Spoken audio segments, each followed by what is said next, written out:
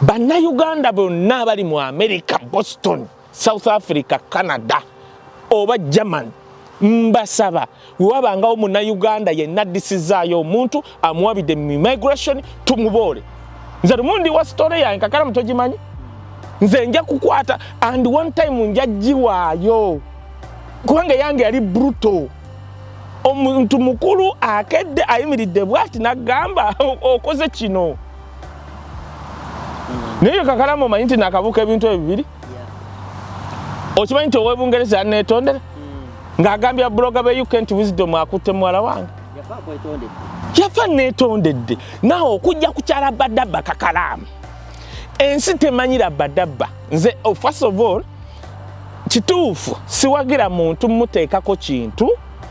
nga walayi si nga kya bulimba kubanga Kakalamu laba yensi gye tulimu n'ebintu bye tulimu Kakalamu. Badaba yagenda n'akola ensobi. Yagenda n'avaayo nga BTM eri waggulu mu biseera bya COVID. Omwana najja amutunuzaamu kamera era ng'akutte omuzira gwa BTM. Mwe yanvumira yagamba mpulira kano kakayebuziddomu simanyi oba kasula wa nze ndi mwana wa mwami nze nsula muyenga eyo show yasooka omulemo gwali gwavuma nze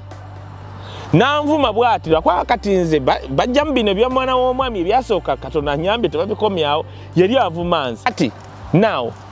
Badaba n'akola ensobi emu gye nnenya n'abakazi abali e Bulaaya. Kakalamu no kansooke nnenya omugenzi gyali emagomba ategeere kiyamba abawala abalala mmwe abalina obutuuze. Bw'obanga mmwe muwala gwe tonnaba kuleeta musajja Bulaaya sooka olabe karakita ye. Badaba bwe baavuddeeyo tugamba nti yawaabira Maggie. It took him long okujja okwogera statement. Lindako Kakalamu tosobola kugamba nti naddizaayo omuntu e Uganda ne wayita wiiki nga sinnayogera. Kitegeeza mba neetegeka ne bye ngenda okwogera n'okutta nanzija. Badaba made a mistake. Kakalamu njagala okuwulira Badaba genda waba talina lawyer. Badaba nkubira nkuwa omusajja amuyita Simon gundi Mubiru omumanyi UK lawyer mukuwe asindike olupapula baluyita intention to sue Rita Kagwa until wavayo to apologize. Alusindikire ani Edimezaya bw'oba tokikoze kubwerere ngenda kuwa lawyer Badaba bamuyita Simon Mubiru agenda basindika kubwerere togenda kuteekamu ssente abagambe Rita Kagwa muteetonda ku kye mwaŋŋambye nti nazzaayo nawaabira Maggie Maggie Nalongo bwe muteetonda ngenda bawaabira kubwerere gwe nkugamba Simon satisfied solicitor mu Bungereza Badaba nkugamba kubwerere bw'otokikola oba wawaabira omukazi totumanyiira. Bwe Kakalamu kankubulire waliwo obuvubuka nga weereetera mizimu na misambwa. Kubuli nasomye ebigambo bya Badaba. They were not so much elaborative. Agamba yayawukana ne Maggie 2022. But that is a lie. Anti wuliriza kati Kakalamu okwawukana n'omuntu n'omuwaabira byanjawulo. Kakalamu tuleme kubikkiriranga abantu kwogera bintu bya kitumbaavu. Kati nze kiringanga era nayasanyukidde nnyo Mama Mayanja Mama Kamilioni bye yayogedde ng'avuma ba TikToker. Omuntu atunuzzaamu omwana omuto omwana Mungereza tamanyi ne by'omubuuza abo abaana tebanaana kutegeera kye bayita kufa kyeki oli mu kugamba mwana mbu takaaba omulenzi nga takaaba simanyi omwana nga kati abamu ba TikToker baakula mu bunaku bwerere bakuze balya mayuuni bakuze balwadde envunza balya lwakwa TikTok ezze ne filter zibazzeemu kyobola bafaanana batyo. Kati odidde omwana wa Maggie azaaliddwa e Bungereza omubuuza talinaba nakutegeera gwe wammwe mwakula mukaaba bano bafa ogenda ku malaalo musimye emirambo bakusikiza kajjajjaako kati ozze ku mwana wa AK47 omubuuza bya kisiru byatamanyi. Zali mutuufu Kakalamu kati zali kubanga mugagga zali yegambye be bano benjagala kufa kwange basheke zali mutuufu muwagire kati nsuubira ne abantu nga abali mu social life ngaba Hajjat Kurusum bakola ekiraamo ng'ekya Zali mu kufa kwange saagala bawunya bubi. Kakalamu obwo bwana buwunya bubi obwo TikTok bonna enkwawa nze waliwo ekisho natokera mu sheki tutudde bwe tuti abalenzi bayisaawo jjiini obuwala buyisaawo enkwawa simanyi bwekubye byonna ebigundi byonna fesi yonna ejjudde makeup biringa ebyagala okugwa mbu TikTok mbuno busita Zali kyeyakoze kati Kakalamu omanyi Zali ng'afudde ng'ali eyo gyali yonna mujja n'alingira obwo obuwala bonna buyitawo mugundi mubu bunankani Zali kyeyakoze kituufu teri mulambo gwa mugagga kugirako obubwana bwavu. You don't need teweetaaga Zali kyeyakoze kituufu n'agamba be bano abantu balina okujja ku ntaana yange. Kakati Kakalamu olowooza Sematimba oyo asobola okufa n'osanga nga buli musirwaze Sematimba mu kiramo kyenkiwa n'agenda omukola kalina okuba nga awunya bulungi nga wekubye perfume eya Louis Vuitton kubanga ojja kuleetera Sematimba okwasimula ng'afudde agala kuwumula mirembe. Sematimba asazeewo afudde awumule mirembe gw'ojja okukola ku mulambo gwe ng'owunya enkwawa.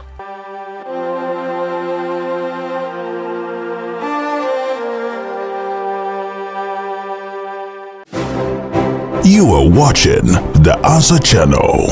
a solution to every situation. Subscribe right now. Oli muna Uganda wangalira mu diaspora, America, Canada, Australia, UK oba Germany. Ng'okola emirimu ebiri ku esatu, wabula nga tofuna kadde kawummula oba kwebaka. Naye nga tokyasobeddwa lwaki ssente z'olina ku akaunti yo tezeeyongerako? Toli wekka. Bangi kuffe twaveeka n'ebirooto eby'amaanyi. Wabula oluvannyuma ne twesanga tukolerera kusasula bills zokka. Tusuba okubeerako ne famire zaffe. Era nga tuwulira tetulina kye tuyinza kukola kukyusa mbeera eno. Wabula singa nkugamba nti waliwo enkola esinga. Singa eya franchise digital business ebaddewo okumala emyaka 5 mugumu. Mu nsi yonna esobola okuyamba okukolera ewantu wonna kasita obeera ne laptop oba essimu ssaako ne wifi nga okola n'omulimu gwo ate ekirungi nga teweetaaga bukugu bwonna bwa tekinologiya ng'ezimbiddwa okuyamba abajja ku kyeyonga ffe okwekolera ensimbi esasula obudde bwo wamu n'ebyo by'osobwa. Tukutendeka ne tukuwabula ne ku buli mutendera ng'oyambibwako abantu ab'enjawulo abategeera gy'ova. Tetusuubiza mpewo wabula yeno sisitimu gy'osobola okutandika okuyiga leero. Bw'oba okoye okukola essaawa ennyingi nga teri kuwummula nga tetulina kyolaga kizivaamu. Nyiga mu linki eyo wansi okumanya ebisingawo okuba ku simu ya Gerard Seguya oba gwe mumanyi nga Kakalamu The Answer ku +1647 821 8189 oba kyalina omutimbagano www.g-viepena.com. Twabadde awo nerabidde twaddeko ku live awo Fati yabadde agize ku live awo ng'alina bakasitoma muto wange Umaluseka n'agijjakoko yakutumidde neebaza omulimu gwe tukola first time by the way. Omanya abamu oluusi otera obbawolereza kale ate ne wayitawo ebbanga n'oddamu wuulira nga ebigambo byayogera busagwa bwereere. Era nalabye bwe nti kwa TikTok munaye sigimanyi bulungi ngenda njiga kati bangamba abantu olaba wano nga muli live abayitawo awo babaako nengaye bannange yono wabayo Fati yamututereko. It was so good. Nayogerako eri ensi Fati yanakola bwati nemugamba umalo notusonyiwa Fati yalujja akakonde kakoma wano nga wobimanyi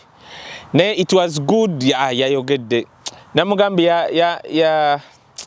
waliwo video ze biri ogundi eno zentadde ku Facebook page. They were so amazing. The analysis was so good, you know. So netubeerako naye awo but nalabyeko ku live naye TikTok ngenda kitono nga nagirabyeko live ng'egenzeeko kasibenzi no business etambula bulungi. Era kati awo ababadde awo abantu bajjaawo abamu babaagala of course kati Fati yalujja kye yakola nti bu video bwateeka ku TikTok ye nga recordings sente ogenda ozifuna egenda kukola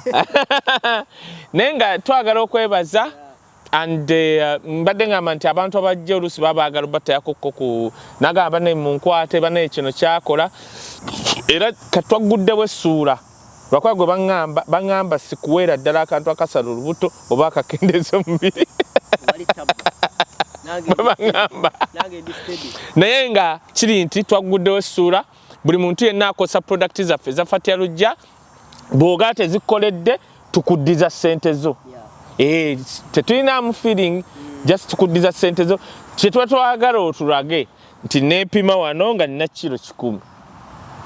Era ngamba otwala ebintu ebikendeeza weepime record that ogeba naye akantu nkoseza obiri era nkyali ku 10 nga tubala ssente ki ziizo. So kuba twekakasa bye tukola ki bye tunda gwe naali eyo ayagala okusala olubuto ng'oyagadde osala olubuto oli Bulaaya oli ludda wa oba oli kyondo kya Bwalabbu oba oli Mubende oba oli America Bungereza Fatia Products tulina akajani akasala olubuto ne kakoza proportional okogga proportion naddala olubuto mu abakyala abakazaala wazaala olubuto ne luyika bwe ruti biki byonna ngenda kugamba jangu ku medication ya Fatia Lujja tujja kusala olubuto bulungi nnyo tukola delivery mu nsi yonna.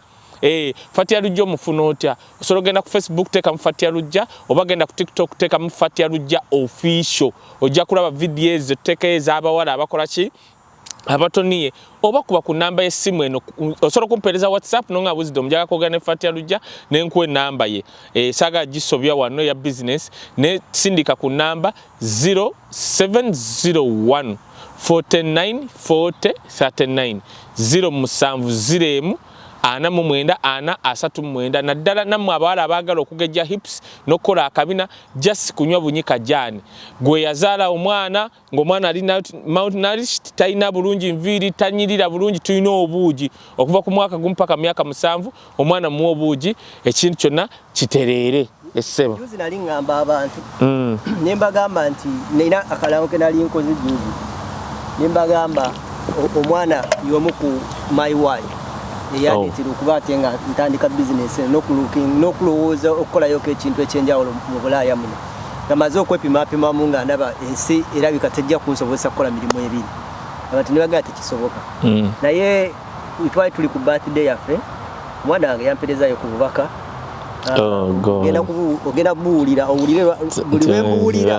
omutima gungamba kola nnyo Jana kula ka video atenze nafudde dda. I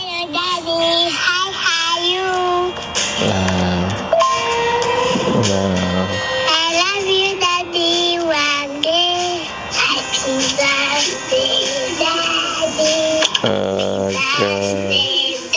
Amazing. Happy birthday. Happy birthday. Happy birthday daddy. I love you so much daddy. Naye kakalamu kalenze bino bisala n'okunkaabi kale era kati kakalamu olaba abazadde baffe batugamba nti omwana alwa mu lubuto omanyi nti nze omwana akyajjukira oli gwe twasitulanga muto kati ate ndaba atambula gwe kusosa okukiraba ayogera n'okwogera naku nasooka owulira akavidiyo kano ateekako simayiro nenabyaddala nakaaga kati ya ayina nzijukiramu lwe yankubira essimu olunaku olwo nga mba ku shift years 3 to 11 to 7 ku makya nankubira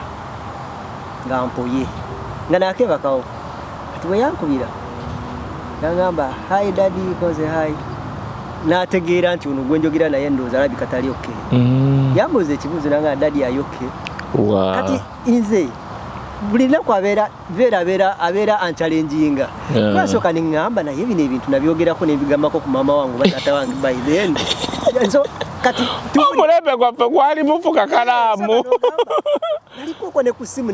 nentegeera nti daddi wange ali okay mu mbeerenge namuleka ali wa myaka ng'ebiri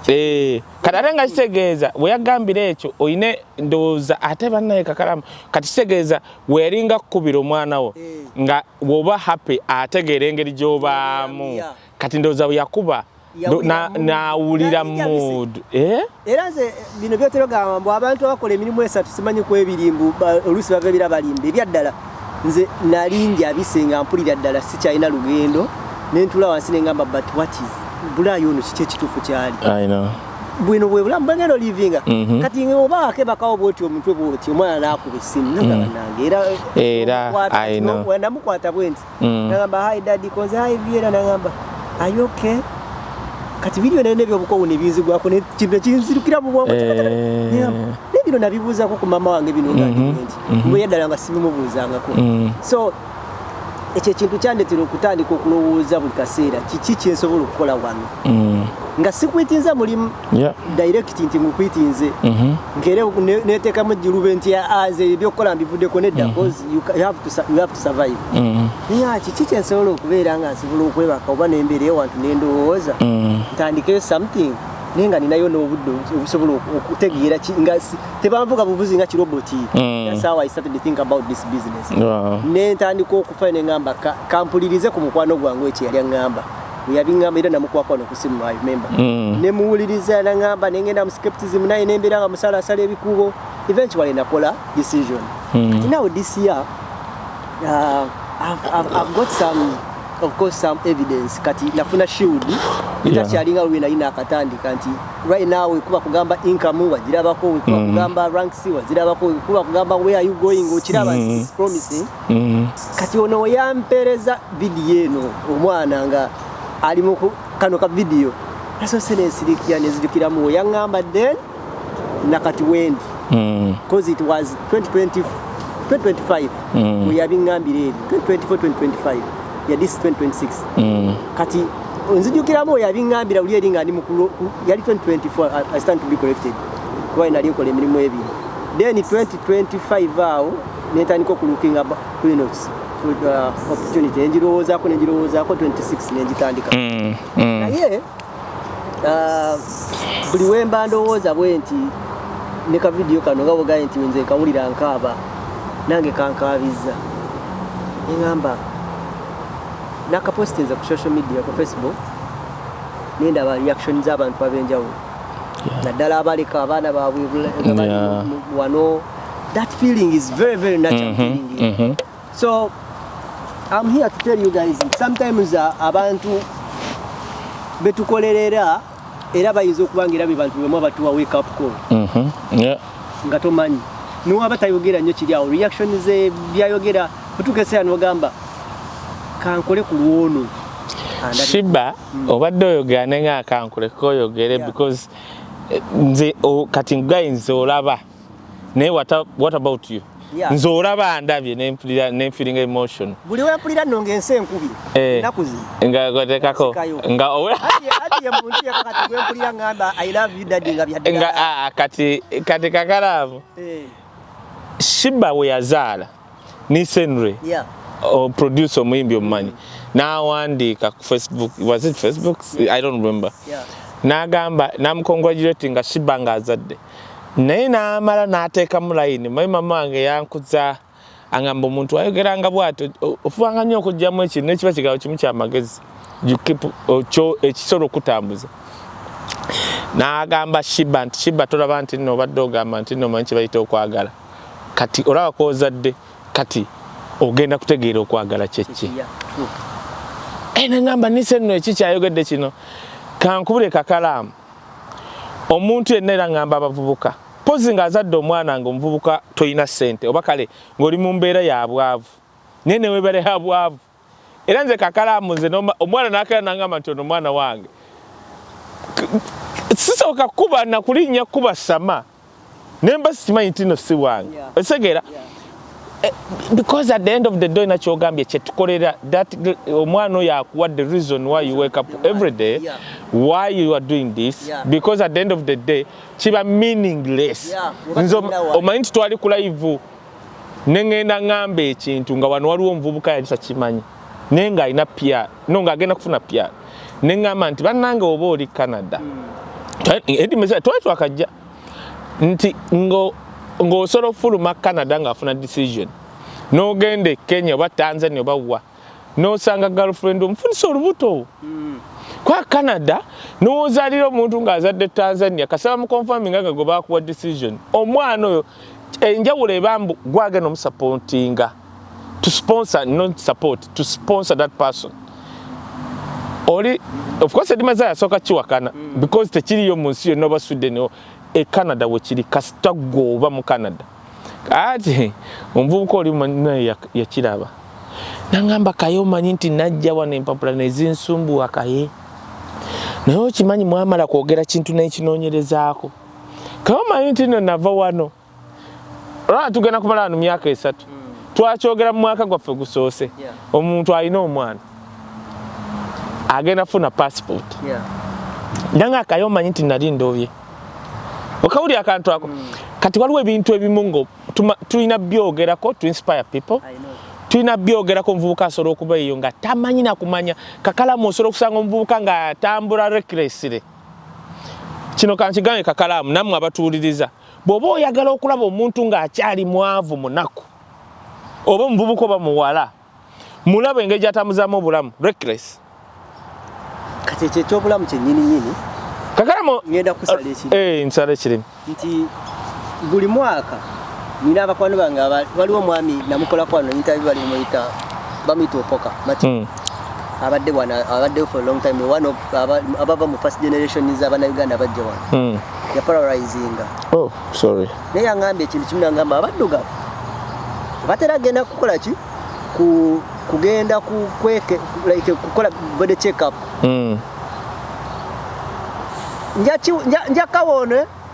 njakawa Ibra kale tebatera kukola body check up every time nangamba naye kinyuma nnyo every year oba ku birthday yo n'ogendayo ku family doctor ne bakucheckinga n'omanya woyimiridde nali nakoma 2024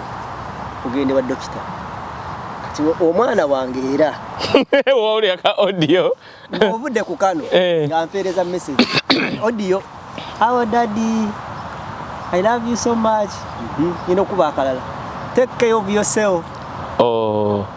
Mukama akukuume nebwe olira ebintu ebyo by'owulirizawo olina okuzuukuka jjukira olina okuzuukuka why bino bisusse ku by'okubeera mbu nzezeke yeekuuma netegeere obulamu bwange buyimiridde omwana wange siviirawo mu bulamu bw'ensi ng'akyalina omugaso gyendi Kakalaamu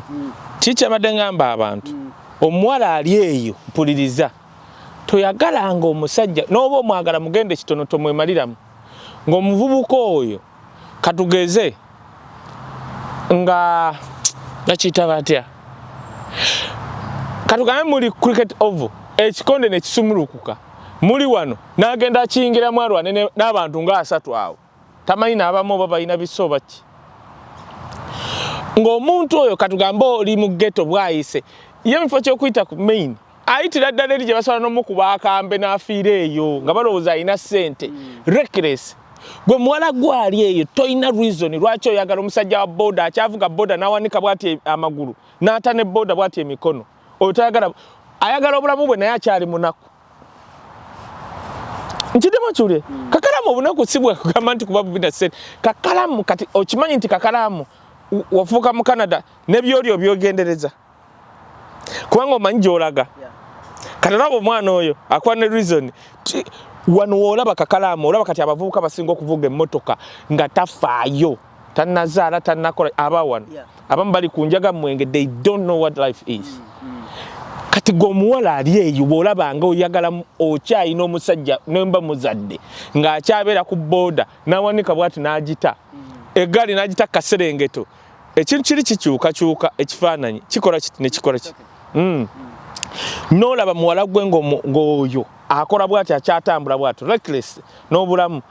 akyali mwavu tuli bulungi teri muntu alina ssente tebakulimbanga Kakalaamu atafa ku bulamu bwe ku kyalya engeri gy'atambula engeri buli kimu Kakalaamu kati Kakalaamu kangubule nze newe mba ngenze kati nabadde ngenda South Africa n'owoba kubanga nze gye mbeera mu Rudport n'obuuza aba South Africa gye banzaalira mu Rudport Portview teri baddugavu naye tosobola nakuŋŋamba kuba nabadde nkyesunga gye ŋŋenda wallahi Kakalaamu kubiri e South Africa sisobola kugendayo kati okay ekintu okingwako okategedde so let us mind about life kuba Katonda atuwadde opportunity Kakalaamu zino ensi ze tulimu sigamba nti it's not a guarantee nti obagagala obakola but it has give zitu opportunity to make it zitu opportunity ku baana betuzadde ne betugenda okuzaala kati let us not misuse the privilege era ngamba n'abo abaana abali e Dubai bw'oba oli Dubai ng'okola akakadde oba kamu kitundu oba bubiri lowooza e Uganda ng'osobola okubeerawo omwezi nga toyingiza $200 ngamba abaana abawala mmwe bawala mmwe abali e Dubai nga gwe ssente zo bukyogenda oziweereza boyfriend wo atakuwasanga nawammwe oli musiru kwata ssente zo ziteeke mu banka zibankinge gwe muwala gwali mu kyondo kya Bwalabbo ojja zisangayo osalewo ng'olabye ku bbaawo booti maaso ku maaso nti tugende tugulewa Kale nga tetunabagenda olunaku olwaleero baganda bange mwena abali mu kunoonya the option yokuba te nga okolera anywhere nga oyagala kugezaako okuba te nga mu butuufu olina kyokola nga omubiri gugenda naye ng'owulira omutima gwe tegwandyagadde kugenda kuba ku mulimu ogwo oyinza okuba nga environment gy'okoleramu ng'owulira eri toxic ng'oweetaagayooko something kyosobola okuba te ng'okolera ewantu ng'omanyi nti is a plan B kungulu naye nga is a plan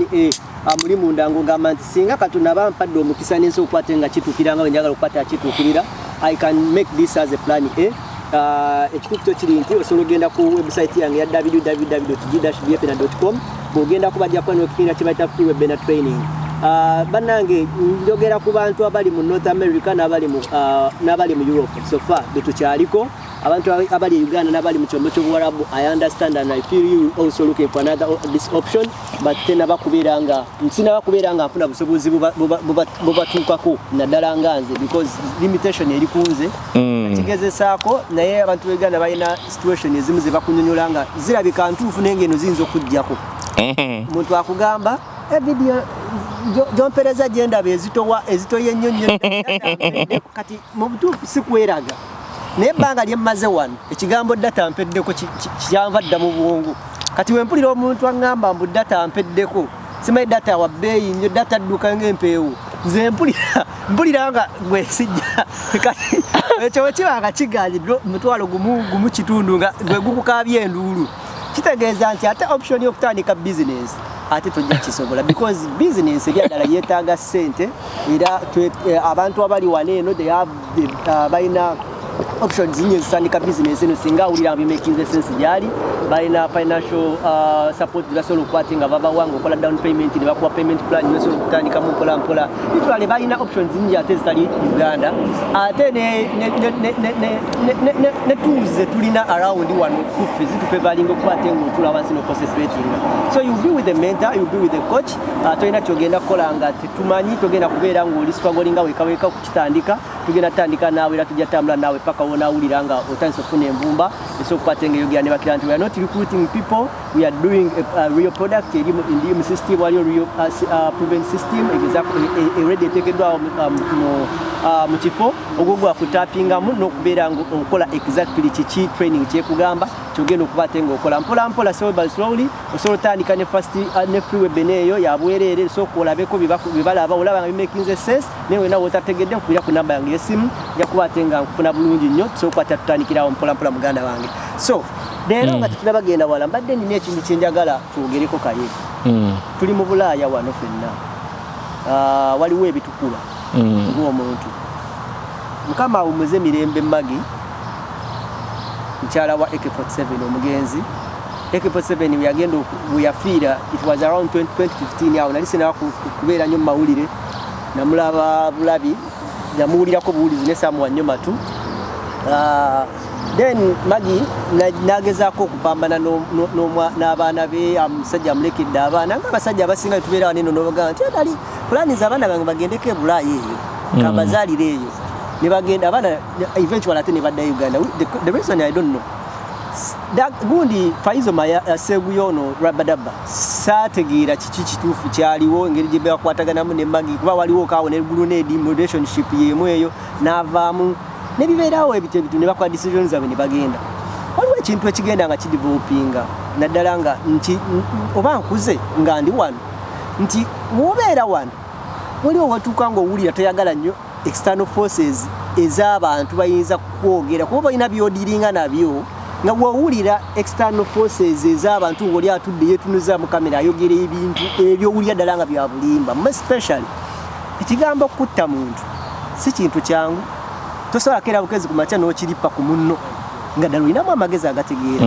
tosobola keera ku makya n'okirippa ku munno nti ono yaviiriddeko oli okufa oba ono yaviirako munno okufa nga naye tolina bukakafu naye nga bwetunuzaamu because you have following because olowooza nti byoyogera abantu bajja kubalamu sense naye eventually nga bakutuuza mu kalumu yogaa ki ovudde ku ki okwogera kino tosobola kunyonyola kintu ekyo I feel Faizo oba Rabadaba kyayitamu ng'omuntu but I have seen so many bloggers abavayo nga boogera in the same situation how can you deal with that singa you are in such a situation ngeeyo nga ogezaako okwetetenkanya ng'omuntu Kakalaamu olwese ekintu nabadde simanyi nti osobola okumbuuza ku ekyo ekintu no but it's okay nze ndi versatile kyoleeta kyonna and you know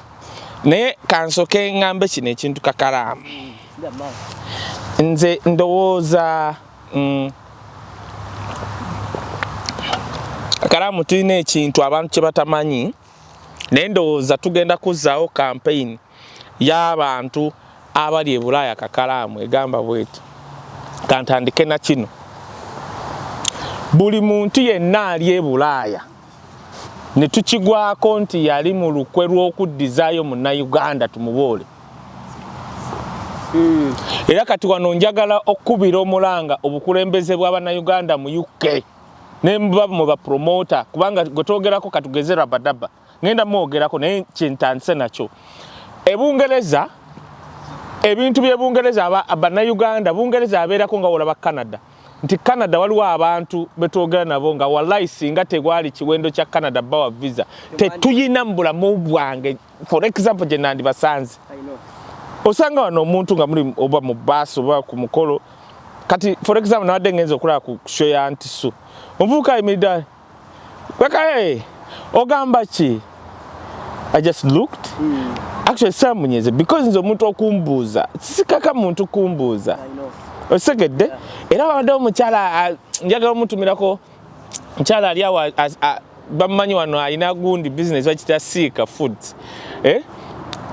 antunidde bwatanda how I reacted kuba natuniddeyo samunyeze kuba namulaze nti nkulabye nenzira ku byange because sigwazimbye brandi yange ogituusa wano osegeera benyimiridde nabo bavudde eri okumbuuza kuba nadde nakatuuka naye oli lwakubanga akutteka bbiya kati Kakalaamu tuyina abantu nga singa Canada tewaliwo opportunity yakuwa simanyi bano bavudde ttake waliwo kati Kakalaamu okimanyi nti wane Canada waliwo obuwala bwe tutandi tebwandi tusemberedde nako mbuno tubukwana singa Canada tekyaliwo nti opportunity yaliwo Canada tewali bantu ne bagulawo bonna kafankula ne bakola ki kati wosanga abaana abo nga tasobola nakumanya nti ono bamuyitaani Kakalaamu she will not put respect on you yajja kulowooza olinga Abudulu gwe yasanga e Dubai waliwo omuntu gwe nasanga somewhere Kakalaamu oli otya konze ndi bulungi oli otya kati oli ku kikozi nina wenzize wanene nti okola kikati I'm like how can ogenda kunyamba ki kiki kyenkola kugwe nti gwesanze gwe Kakalaamu nakola program omuntu omu nankula nanga kaye mwana tusonyiwe era nawulira nga ndi okay ojjukira nagamba abantu abansanga oli nansuubiza nga akola mu construction wisdom tononya mulimu kasaseka musama naye nga mumanyi mukulembeze mu community naye ate nze sola kunyigira community kwanga era nga Abannayuganda tova mu community esola kwanga etunyize abantu 2-3 batukozeseza naye ojjasanga nga wetagayo muntu ogu wakuteeke nze twali ku show y'ababiri nensanga omukazi nga alina staffing company okay si kumusa mulimu but you have to have abantu ng'obamanyi you can call Bannayuganda bonna bali mu America Boston South Africa Canada oba German mbasaba wewabangawo Munnayuganda yenna addisizaayo omuntu amuwabidde mu immigration tumuboole nze waliwo Munnayuganda gonna nyiigira mulabanga bbi yagenda wano kugundiya wano e Canada nayogera bye yayogera you don't need to say that ekintu kyeyogera kikosa Bannayuganda all over naye lwakubanga abantu baasirika naye buli gw'osanga akuusiza emabbali naga naye wisdom omuntu era wamalalo musanga bwoti n'omugamba natunda bwati nakutunuliranga n'omuleka because Kakalaamu nze nyina abantu bendaba wano nga wetuba wano Kakalaamu nze ngamba abantu Kakalaamu kati kankubuulire kiringa abantu gamba nti no tusula mu church biki Kakalaamu nze newembe Canada nga nsula ku church Katonda ampadde obulamu bukyanzaalibwa paka kujja Canada bwe nali sisuubira nga saabigwanira esaawa eno giraba omusajja yagimpa one of the richest mu Uganda yagijja yaŋŋamba kati nze atali munaku nsamunye ekitiibwa omuntu akutte ekintu kye n'akimpa osegedde ekintu ekyo kati nanyi Panamera abagimanyi bagitegedde bamutegedde saga mwogerako nnyo Naini Panamera omugagga Sudiru yambonya abanyanga agala kubba taka ne yandaba bwati nanga mwana ngatalina na kyanetaaza yakanika benzi na buli motoka yonna gy'omanye yakabi mu Uganda nakwata bwati najinteeka ku mukono. How will I forget that? Kati nkiddayo kino nkiremeddeko nga sinakudda ku Rabadaba mu abantu b'e Bungereza Richmond Job Zirink Mama Africa mwenna abasala bedi muganda fao ani atenjera bidde etwale ebintu awo ku Upton Lane awo ngojeko sala bedi mwenna n'abalala betutamanyi buli muna Uganda yenna awabira muna Uganda namuleetera obuzibu nakolaki mumubole tuyina bana Uganda nga bali mukufuna za award bali mufuna ki nenga bazifunira mu kubonya abanya banange tolirabayo mu Nigeria wabira mu Nigeria munne kaje ebirina ye waabo tetujja byogera kuba tetubirabangako tulabya bana Uganda bino betulaba osegedde because there is no reason ebungereza edda batugamba bana Uganda ebungereza wagenda nga nakuwabira ne bamuwa pound 1200 kakala pound 1200 tezigula na plot mu Uganda bannange social media ezze buli mu Uganda yennoba oli mu America oba oli Dubai no wabira mu Uganda Dubai barista tima mutuyambe Yugi Cats mutuyambe mu Uganda wabide mu Uganda mu immigration oba mu desire mutuyambe mutugambe tumutekeyo ku mitimbagano tetulina kye tujja mukola wabula ense mumanye okabuli akantu ako kati nze ina ekintu kyenjagalo era nakyogeddeko mu community anti suyo badde ayogera byalavu tonna tuserete naye singa nakutaka zindano kakalamu okimanyi nti no wane Canada abaana balino batandise omuze gugenda mu maaso babalimba nti no mukwana nakuwabira ku polisi babalimba ebintu ebitaliyo babalimba ebintu ebitaliyo naye kati omanyi nti no kati abaana bagenda kuva ne kubawola abana Uganda kati kubanga kakalamu tonna bagenda kuwano mu community z'abana Kenya abawala bali eyo baagala abavubuka bali eyo osegedde kintu ekyo kati tugenda kutandika eki sigamba nti kaye wisdom nkwana but because kati right now waliwo omuwala yayombye nga wonootambula noleka mu girlfriend wo n'omuleka ewaka otambule girlfriend nakwata ate nekiwala okimanyi nakwata emmotoka olw'obusungu n'atomera emmotoka z'abaneighbor wonna kati omanyi ekiri fane ng'emmotoka ya Chali teriiko insurance basasula bino eby'omwaka dola ebi kale bali ne bakubira polisi ne bajja bakwata omuwala bagenda okukebera n'emmotoka etomedde nga teriiko insurance ne bakwata omuvubuka so kyokka to make matters worse omuwala talina mpapula nimbumbu anyiize nnyo mbukatomere mbwalage atandise okugamba mbu omusajja yankubye naye ne bamubuuza omusajja abadde atambudde n'akuleka naye kati olaba nammwe bavubuka mwegendereze muve ku bawala bannayuganda mubalekeewo baba baleetedde ebizibu just look at them nze lumundi wa story yange kakala mutogimanyi nze nja kukwata and one time nja giwaayo kubanga yange yali brutal omuntu mukulu akedde ayimiridde bwati nagamba okoze kino naye kakalamu omanyi nti nakabuka ebintu ebibiri okimanyi nti ow'Ebungereza yanneetondera ng'agambya bloga be UK nti Wisdom akutte muwala wange yafa neetondedde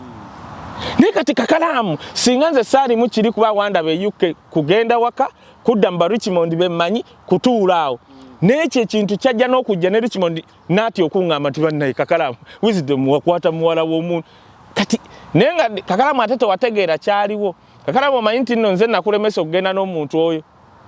nga gwe omanyi nti nno iye ono mami kumba osanga yali abaze kirala mukazi n'anyiiga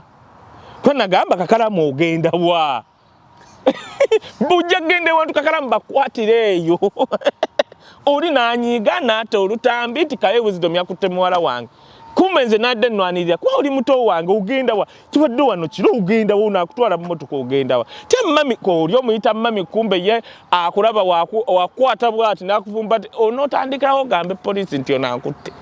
ku batuuze b'Ebungereza okawulira then ekyo bannayuganda mukitegedde tutandike okuboola mutandike otulaga bannayuganda bawabira bannaabwe mu immigration fe wano tulina ekizibu era abantu bayita bakabi ate anabala bafuuka ba citizen omanyi kakalamu otwalira tunafuna mpapula nga batutunuliranga bbi balowooza tetuzifune kati level Katonda agitujja and we are traveling osegera nze ntambula buli nsi gye njagala and I'm traveling even this year I'm traveling neba tutambulirako era kakalaamu nze nakoma wano ne oli nankubira wisdom waliwo nemugamba no problem katwesange ku kisaawe mumugambe nkoma olunaku bwe twesange ku kisaawe kubanga nze wezitikka oli muteekamu omutwalo nina lawyer wange nange wa private kati mbagambe okay ani yabibagambye ebyo nti nali kakalamu abantu amu tulina bajjayo ne tubalaga nti ne twajja Katonda twadde omukisa nawo okujja kukyala badabba kakalamu ensi temanyira badabba nze first of all kituufu siwagira muntu muteekako kintu nga walayi si nga kya bulimba kubanga kakalamu labayo ensi gye tulimu n'ebintu bye tulimu kakalamu nze dda twali ku TV mbina ebya hype era simanyi oba banaakasalamu kano bakawe mukulu Semakula ali mu America Sekamatte mu byokusaaga tuli kusanyuka bikoze bitya twalina omusajja affe producer nga nti aga wisdom yogera kino nenkuba olayini ku Sekamatte oyo walayi kyemmanyi Sekamatte yamukola bubi kubanga bwano ngwe nava ku live nga wisdom kikyenjogedde nze tali mmanyi ono angambye tuli live okwogera nga ndowooza ayina naye amugambye kaye wisdom mukole ki mugambe kino kuba nali nkire kuba kati twakikolako nga waliwo omuwala wano vakali waliwo n'omuwala yali modo yakubanga ebifaananyi ng'alinga ali obwerere nali mu America najjako kafuko namugamba gamba wisdom yali ankwana bite tuli live naye nayogera omanyi kakati wisdom atuddawo mumutya naye wisdom yali ankwana kananga ntya wonkwa ate onyiza asobola kuba tuli no live batandika bwe batyo nabwino ne mugamba ziwaye wano tuziteeke ku mpewo kati nalowooza it's just a hype nochamuka kati eyo show kuba nze appearance omusajja yali ayinza anyiga ssente era waliwo abanyiga awo nga bo tebabawa nga buli wenzijja sanyuka era omusajja atufuna nendeeta isima wange ku lugundi ku luwuzi nga aliwo ab'ekyanza obutadda ne tukuba sanyuka eyo boyi okisegedde kakati Sekamatte bambi wajja era njagala kubambi kumwetondera kati nze nyina kye nayogera naye nga bakiŋŋamba nga nze ndowooza byebiri ebya Dorini and I think when nava ku gundi saddamu kwogera naye nalabanga ayogedde ewekinene kati nze lwaki nategeera nti kye kati bamugambye bwe nakyogera saalaba kyanziriza era mukulu Sekamatte ekyo kintu kyankola bubi nze nali mmanyi naawe bakugambye wisdom mukube kino tunyumise show yaliko eri saayogera kati bwe yasirika ne kinkola bubi nga ndaba tazza ayifiri kubanga katolaba tuba tukutte ku kyala badabba ekyo nti bamusosonkosezza musajja wattu n'ava nakola statement neera ne singa teyayogedde era bandigambye lwaki osirisa naye anti kakalamu muwuliriza labadabba ekya Sekamatte nkimaze muzeeyi Sekamatte and I feel so sorry yali ku live teyaddamu kati nga nze manyi agenda kunkuba bomu oba etya but saagera nko naye but ekintu ekyo kinnumiriza kade okudda ku kya labadabba yakola ensobi nga 3 nze labadabba yaŋŋambako amwana BTM ebiseera ebyo BTM TV yali waggulu Musumba Henry najja akola ensobi n'aleeta Musumba mponya abasumba abalokola abamu baffeere walayo Lwomushana simanyi oba onookola topic ya Lwomushana nkuwe wiino we lwaki nga togikola anti kakati labayo kakalamu bapasita abamu abatayina nga tasobola kwogera yali pasita wo mwegendeezanga kati labadabba yagenda n'akola ensobi yagenda n'avaayo nga BTM eri waggulu mu biseera bya COVID omwana najja amutunuzaamu kamera era ng'akuuta omuzira gwa BTM mwe yanvumira yagamba mpulira kano kakaye wisdom simanyi oba kasulawa nze ndi mwana wa mwami nze nsula muyenga eyo show yasooka omulemo gwali gwavuma nze nanvuma bwatira kwa kati nze bajja mu bino ebya mwana w'omwami ebyasooka Katonda anyambye tebabikomyawo yali avuma nze nze nali njogera bwogezi nti omuyimbi nali ngeza ebiseera baali bajerega jjukira mu COVID bakasuku twalina ekintu of course yisima ne bandi nga bajerega abantu ababeera Kasubi Namuŋona Nansana kati nga lona abayimbi ababeera eno kati nze nagenda neŋŋamba nti abayimbi abaali beepanka babeera mu apartment zigenda obbattiramu kubanga si zaabwe bali muyenga bali luddawa kati okugeza nendeeta erinnya lya Rabadaba teyali omu actually naliyitako buyisi kati ye yanyiiga ayita BTM anti wuliriza saamuyamba bw'okimanyi Kakalaamu Rabadaba yandifiiridde Uganda singa nze saamuvuma yandifiiridde muzigo nze kati wakikola nanvuma bano ebirala byonna ebyokunyonyola omwana w'omwami era mujjeeyo interview yonna erinnya lye yayogera lyali Wisdom Kai naye nze nali mbagamba bayimbi mmwe abapangisa emunyonyo muyenga simanyi kira kyali wajjala agamayumba sigammwe temwenkanankana Mariam Ndagire yagula ekatooke omanyi Mariam Ndagire asula Nansana omanyi Mariam Ndagire y'omu ku basinga ettaka awo abayimbi Nansana essaawa zino tosobola kufuna eka ya ttaka katooke Nansana ng'ugijje oli mugagga kyenkanawa kubanga 5 ku 100 eri miliyoni 5 ndoza kati kyokka nga sina kyapa Mariam Ndagire alina over neeka kwatudde naye luli bamujerega ng'agenze mu kyalo kakati weegomba naye tolaba ki ne ŋŋamba amooti mumujerega naye waayina wuwe n'omulala gwe nagereeza ebiseera ebyo nendeeta MC Kapale ne ŋŋamba alina akayumba ke mumujerega abeera Nansana naye wuwe kati Rabadaba we yalaba interview n'ayita aba TV n'anvuma bitya n'amala n'agamba nze gwe mulaba ndi mwana wa mwami simanyi nazaalibwa muyenga maze ebbanga nsula simanyi biki byayogera kati bwe yamala byogera abafaluuku n'abamawulire ne badda ewange ne ŋŋamba sirabanko mwana wa mwami musiru nga Rabadaba kubanga obwana okuba omwami maama wange Nasuuna kati labayo nedda nzija nyinyonnyola ensi etegeera ebintu ebyo byavawa ensobi ze yakola ebbiri ne ŋŋamba maama wange yaŋŋamba nti obumbejja obulangira n'obwasaava tebabwogerera Kakalaamu osanga olaba omulangira ng'atambuza bigere asindika kigaali taba mulangira aba mukopi Kakalaamu omutunulidde Kakalaamu okimanyi nti hamu Kiggundu mulangira si mulangira by blood mulangira hamisi Kiggundu mulangira kati Rabadaba nagamba nti teri musiru sirabanko mwana wa mwami musiru nga Rabadaba lwaki tosobola kuddira mu buyoyogera nti ndi mwana wa mwami n'oteekamu ekigambo kye bayita obupangisa omwana w'omwami tapangisa Kakalaamu okimanyi nti omwana wange namuwadde ewuwe otegedde kubanga kifuula omwana wange okuba omwana wa Kaye Wisdom owakabi nti wa myaka 9 naye alina waasolooza kati oyo mwana wange waba ayogera bw'ati ayogera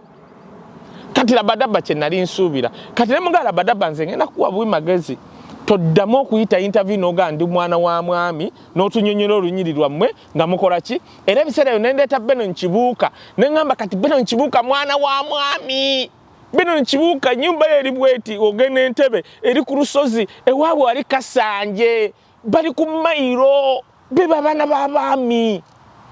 kakati now Rabadaba n'akola ensobi emu gye nnenya n'abakazi abali e Bulaaya Kakalaamu no kansooke nnenya omugenzi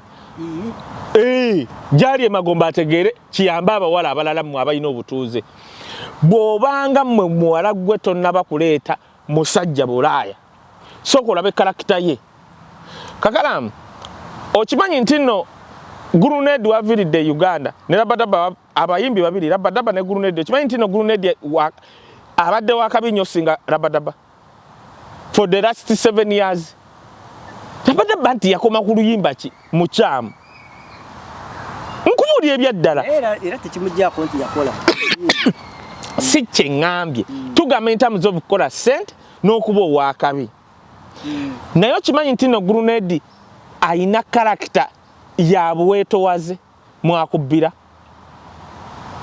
kati Kakalaamu kati kankugereze tuleme genda wala Kakalaamu amanyi nti Shakibu alina karakita nze sigisobola gwe Kakalaamu amanyi kye bayita okufumbirwa zali gumanyi oyo omwana Shakibu alina karakita njegomba n'ogyegomba the humbleness okugumiikiriza obutayogenza he cannot kati nze baba bango badda Shakibu era bayida wenze kankubulye Kakalaamu Zali tasobola kuddamu kusanga musajja alinga Shakib ni waba afaatya ku myaka gye kubanga nze Shakib gwe mmanyi byakolera Zali neba tebiri mu ssente teri musajja asobola bigumiikiriza nze I cannot osegedde kati abawala abali e Bulaaya munoonya abavubuka abalina karakita ya za Shakib z'abagurunedi teri kikuleetesa musajja nga wamulabako ku TV ng'ali mu kutwasamira nga wali mwana wa mwami naye ng'apangiza kitegeeza onomuleeta e Bulaaya tagenda kwoza bintu tu nga tonnaleeta musajja oyo Bulaaya soko onoonyeeko okay nga tayogera bwogerezi bannanga onoonya ku mikwano gye n'owojja e Uganda bwoti n'omutunulira mutwaleko gwe oba muwala mu apartment gy'opangisiza lyako kolekaawo ebintu ku sowaani lekako TV leka engoye ng'osadde awo olaba oyo omuvuuka oyo anaazirongoosa oba anaateeka ennyumba oba tagitegese teweetaaga muleeta Bulaaya mba nkuleetawa kati Kakalamu okimanyi nti Kakalamu nze Kakalamu omuntu gwendete Bulaaya mba mmanyi kino agenda kikola kino tekigenda oli ku mukazi si ku musajja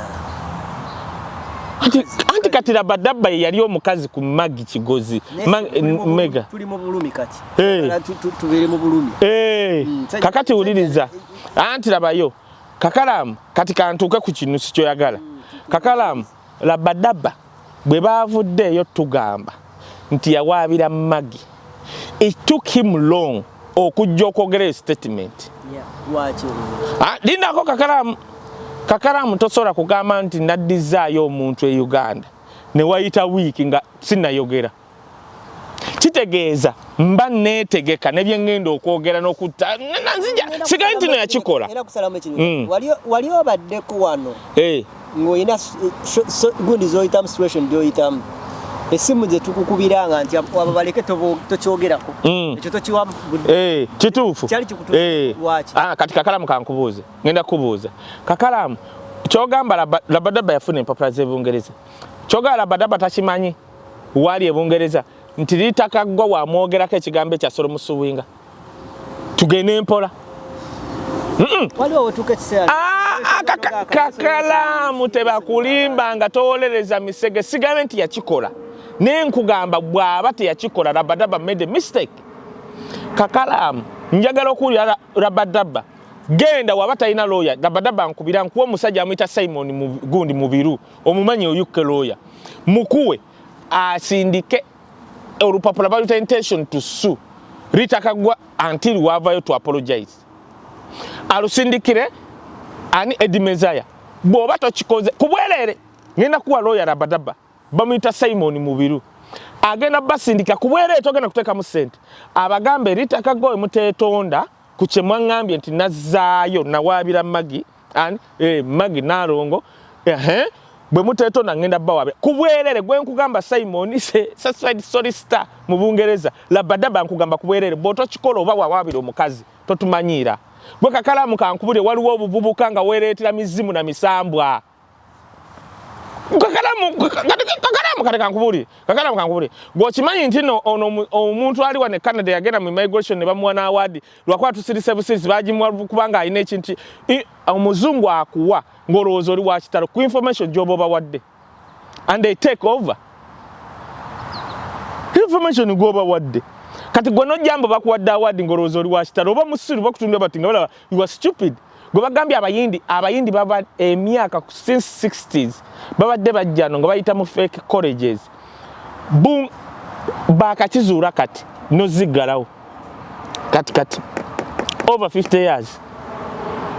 ate no ng'omanyi lwaki bazizuulidde mu batali bayindi baze mu colleges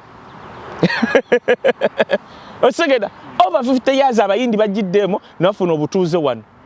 ne kasita college ezo zatandika okwemployinga abaddugavu mu zo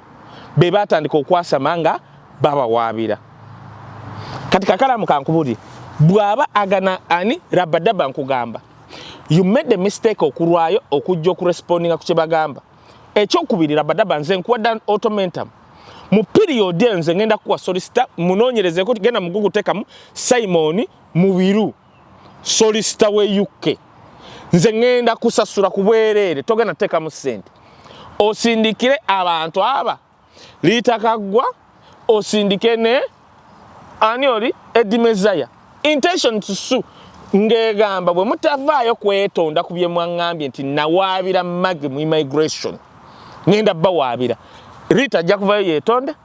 muganda wange Eddie Mezaya ajja kuvayo mwetonde ne bw'otokikola wiiki eno kitegeeza wawaabira Maggie. Muneme tumanyira mwekamba bule Kakalamu tetujja kusiriikirira bintu bantu mbulwakuba nga beeyisaako teriyo Kakalamu nze n'okeera n'oŋŋamba nti nawaabidde Biini mu immigration nga walayi Biini baamuzzaayo muntu te nakunya nenkulaba katugambe kati katugambe ani ali wano Ricken Rubani nayogera bw'atyo n'ensirika nga nsamba taliwo wali oba ani wano oba Stanley mukubira simu ne mugamba yangu soko sindike ne baluwa kati Kakalamu kankubulire dinako Kakalamu ekikyo okutuuka kirala kati Kakalamu kankugereze Kakalamu kye bayita mbadde ngenda kugamba ki Kakalamu kankubulire nasomye ebigambo bya Rabadaba they were not so much elaborative agamba yayawukana ne Maggie 2022 but that is a lie anti uliriza kati Kakalamu okwawukana n'omuntu n'omuwaabira byanjawulo tuli kukuwaabira tosagala yakugambye statement yagamba nti during that time he was so green and fresh Kakalamu nkubuulira abatuwaabidde mu immigration munange n'ebirala tebabimanyi bakadingo abawaabidde bannayuganda omusajja yagenda n'awaabira wano bannayuganda mu immigration ne tatavanko na mutolondo okujja kugenda wali Ottawa nadda musinga n'okumanya Canada n'ebintu bingi n'omulimu gwakola gwegwo fresh Rabadaba issue bya fresh nze nkuwadde automata mukasale mukawe Rabadaba nyina solicitor gena mugugu teka munti Simon Mubiru yadde Uganda ani agambye yagenda nagulawo farm e Uganda era handling emisango manyi bantu bameke emisango gya handlinze nzo nepankirako UK nga sinamukuba kati tugende mass kati Rabadaba sigamba nti wakikola but obusirise bwo butukiriza nti wakikola ekirala banna Uganda kubanga ebyaddala fe abamanyi Maggie kituufu abadde ne sickle cells naye kati Kakalamu kambuuze ebyallo Maggie ebintu ebiriwo ebyamutuukako e UK who dared ogenda mu immigration abannyonnyole ebyo one ennyumba yagiteekamu omupangisa two said all that information yenna nga waali awo atambulira ku muntu ogu ku Maggie nga yadetingako ne grenade lwaki tagamba grenade tube serious gwe Kakalamu muleme kusiriikirira abantu nga batupamirako dda si tulwava dda Kakalamu tusaanye okweggulya abantu kye yannyonnyodde Rabadaba nze nkuwadde kano nze ennamba yange ojja gifuna oba genda ku mutimbagano gogambe kaye wisdom wangambye okumpa lawyer mumpe mukuwe kubweleeto genda teeka mu 10 kituufu Rabadaba yagendako mu Shelter nga nze mmanyi goloza lwaki tetwabyogera buli muntu era nze kubali hapenga nze Kakalamu omuntu yenna olaba ono yali manager wa Red and Weasel gundi ani Chaga we have Uganda n'agenda UK some of us nze newe nkwadde ndwawo okugana ne Chaga I was happy because nze wensanga Chaga nga ali Uganda asaba omutwalo nsobola n'okunyiiga ennyo n'empulira nga obulamu buntamye those are the people who inspired us okuteka sente music business but Chaga batwanguyiza obulamu n'omusanga Uganda nga asaba mutwalo osegedde kati nze Rabadaba nkuwadde ngenda kuleeta lawyer wa bwerere olaba omusajja Haji Bakaluba nze sogera nkona Haji Bakaluba yakola ekintu eki yafulumya intention to sue because aina advantage nti mutuze wa UK nga bamugambye nti yebaka ku koko ekyo ne kijjawo abaagala omwasamira ne singa Haji Bakaluba yasirika bwati nga atoli mutuze wa UK nga amateeka agakola wali omungereza omuntu ayime bungereza nampawabira wano nange nenyima wano ne muwabira Kakalamu tuleme kubikkiriranga abantu kwogera bintu bya kitumbaavu kati nze kiringanga era nayasanyukidde nnyo maama Mayanja Mama Chameleone bye yayogedde ng'avuma ba TikToker omuntu atunuzaamu omwana omuto mwana Mungereza tamanyi ne by'omubuuza abo abaana tebanaana kutegeera kye bayita kufa kyeki oli mu kugamba mwana mbu takaaba omulenzi nga takaaba simanyi omwana nga kati abamu ba TikToker bakula mu bunaku bwerere bakuze balya mayuuni bakuze balwadde envunza balya lwakwa TikTok ezze ne filter zibazzeemu kyobula bafaanana batyo kati odidde omwana wa mmage azaliddwa e Bungereza omubuuza talina nakutegeera gwe wammwe mwakula mukaaba baani bano bafa ogenda ku malaalo musimye emirambo bakusikiza kajjajjaako kati ozze ku mwana wa AK47 omubuuza bya kisiru byatamanyi mbu omwana ye nga takaaba nga takuba mulanga bagambye buli alumiddwa nnyo gokima Kakalamu nze nafiirwa maama wange nze singa mugayo ekintu kye nakola osobola n'okukyewuunya first of all nali ninga ine essuubi nti omukazi agenda kusutuka bw'ati kwanza nali ndowooza maama wange nga mmanyi tasobola kufa mmanyi kye naddako ekirala nagenda ndaba girlfriend wange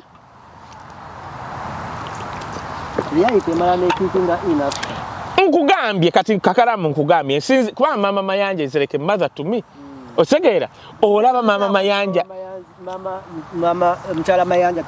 tukubuuzizza kati Kakalamu laba kiringa n'ensanga omuntu ng'avuma Mama Chameleone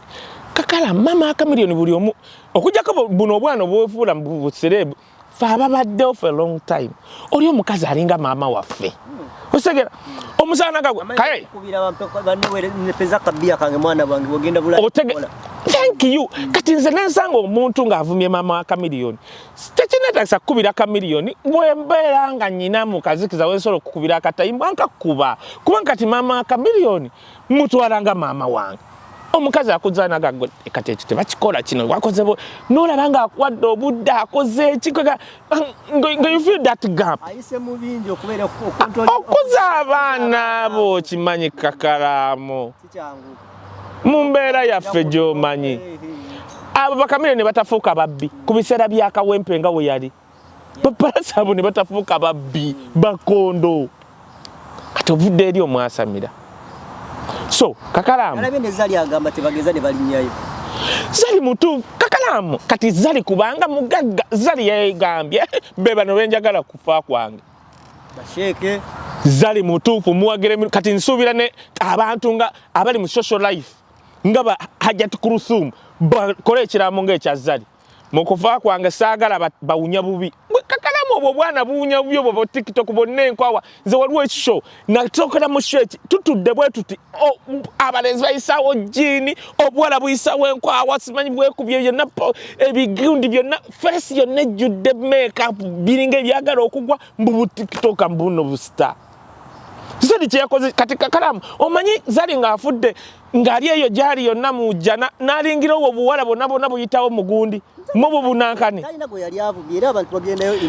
zali kyeyakoze kituufu teri mulambo gwa mugagga kugirako obubwana bwavu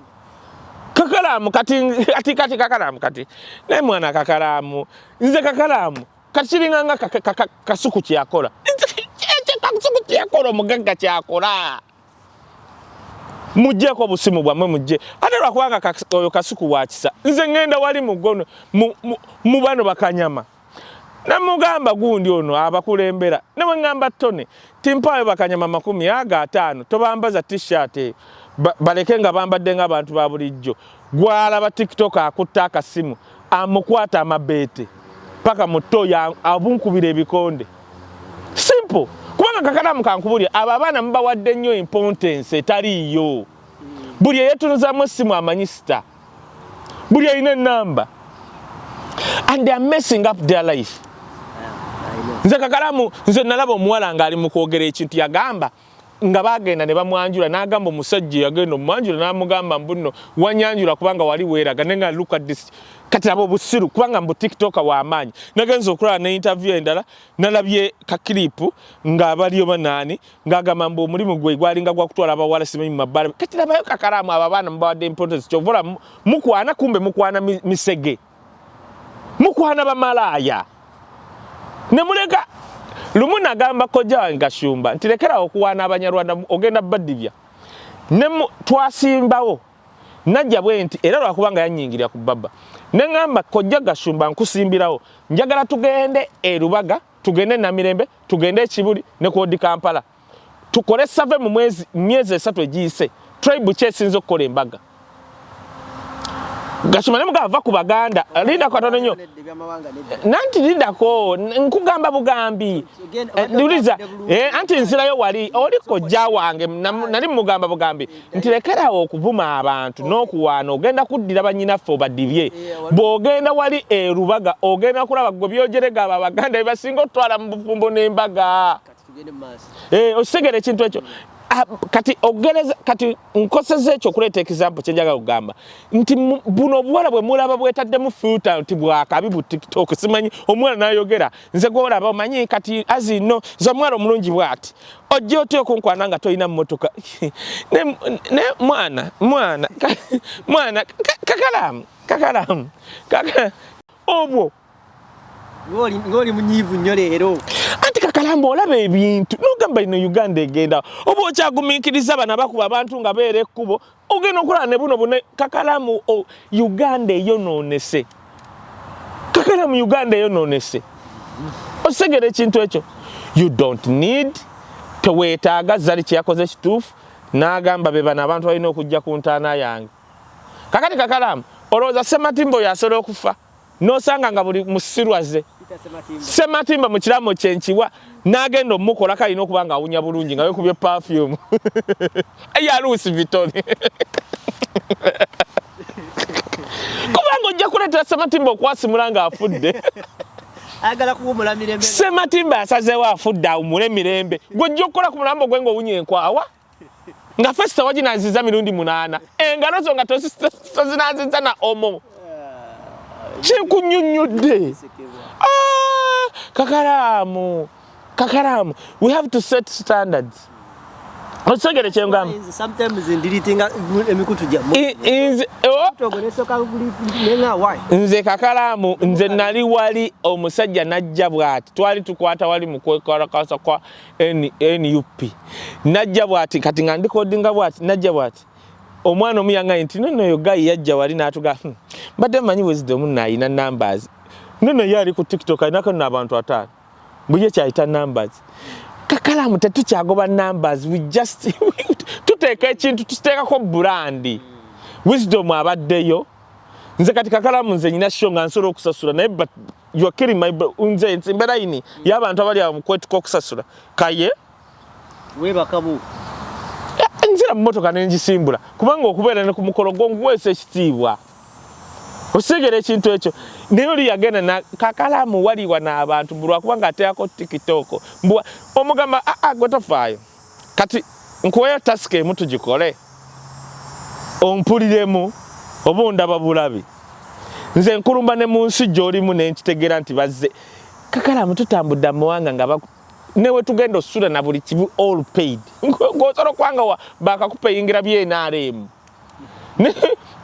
ondeetera nze omulundi ogwasooka ogenda e Dubai gwe gwasemba okuva ku woteeri n'ennyonyi gye basooka okusasula ya Uganda Airlines ne basasula endala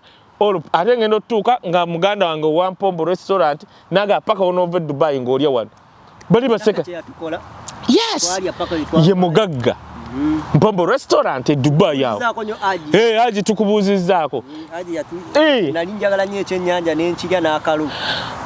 Bannange nze yasooka nampa breakfast agenda okugamba okukima lunch nga nkyagisobola. Okitegera ekintu so Labadaba mbadde nkusaasira okwogera ekya Kakalamu kyayagala. Labadaba nze nkusaasira bwe baba akwogeddeko ekigambo kituufu the stress nga stress nkimanyi Labadaba first of all nsobola kubanga nze omuntu yaŋŋamba mwana naye mu shelter yali nga tuli ku kimu Labadaba n'afuna ndayiraga Katonda mu ggulu yatukubira nga ovuddemu we were happy wadde tetwakyogerako era nkusaasira baba be bakwogeddeko byonna walayi tewakola ki because I understand the stress gwe tuyitamu Labadaba e Bulaaya weetaaga concentration however Labadaba nkusaba Labadaba n'obwetowaze olulala bwe bakwogerangako ekintu eky'amaanyi bwe kityo tolwisaawo because olwisaawo abantu balaba weetegeka 3 days 7 days ebintu bikyusemu bayo noyogera agamba ati ate lwaki opapiriza kati ninako nopapiriza bw'ovaayo kati anti nze kati Rabadaba nkuwadde 1 week nze ngenda kusasula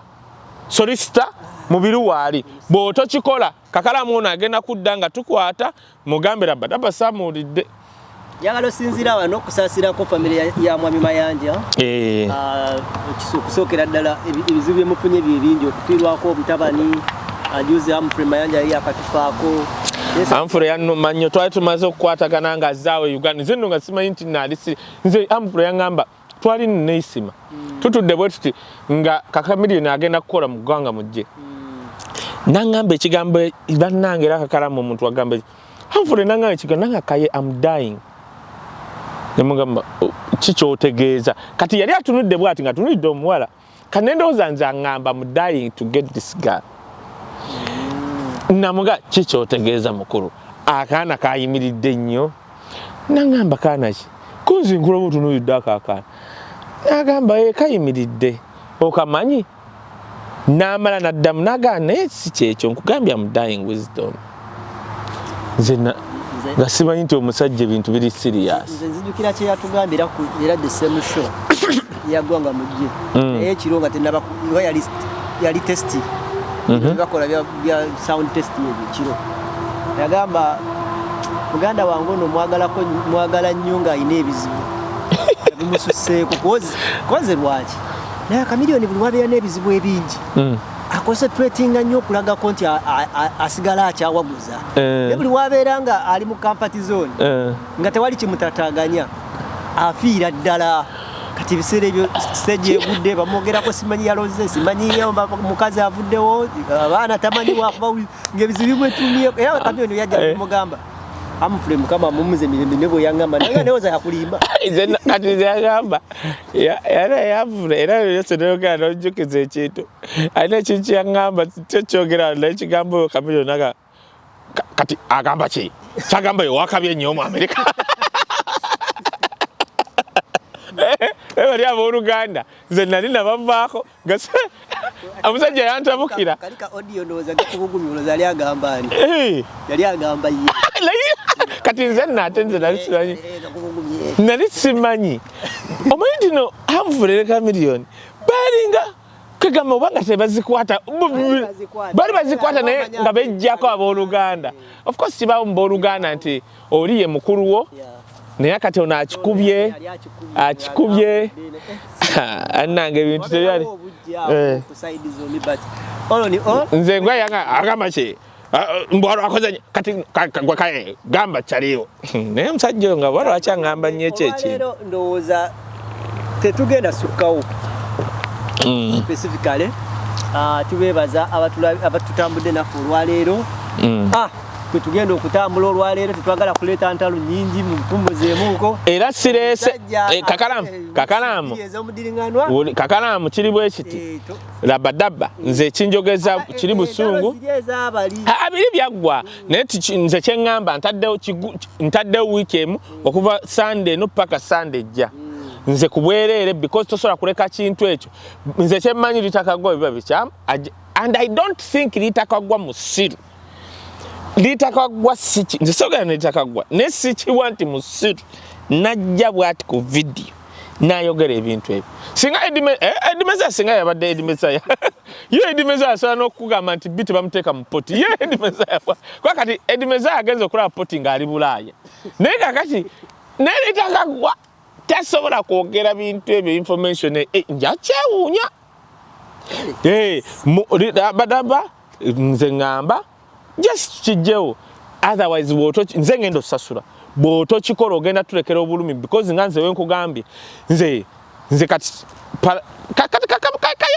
kakalamu okimanyi famire y'abamayanja lwakuba tusirika busirisi era osobola ogirumba nga ntunudde saizi eno naye kkirizaagana nnyina wenkubira nga tokitegedde kitegeera some of us tuli attached a little bit ebintu embe tutajja kwogera naye tetujja kuganya abantu bali Bulaaya kati Bobi Wine ali Bulaaya gwokimanyi tusobola okuwa abantu libate eyo ey'okwasamira buli muntu ali Bulaaya gwomanyi kyayitamu kuba Kakalamu tukkirize tugaane ku bantu abazze Bulaaya nti bali Bulaaya kubeerayo teri yenkana Bobi Wine. Okimanyi ekintu ekyo Kakalamu? Mu buli kimu in terms of connection, bugagga, living a comfortable life, na buli kimu teri yenkana Bobi Wine. Naye Kakalamu singa tugambe omusajja babaako ekintu kye bamuwa kubanga twategedde ne Museveni yatugambye yamala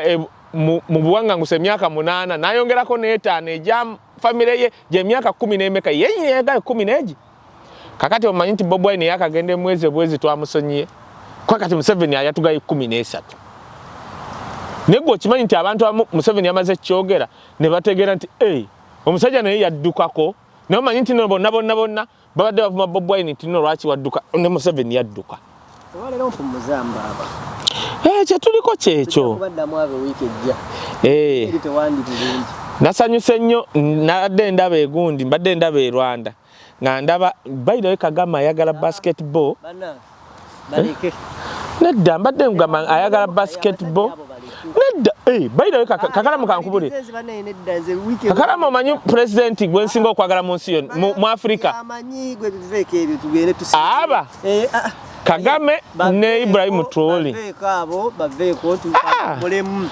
Mulemu bensinga okwagala. Tunabaddamu wiiki ejja. Kwanza enyumirwa nnyo okulaba a good dictator. A good one. Ulirambo abakuumi. Abantu bawadde kufafu. Nange.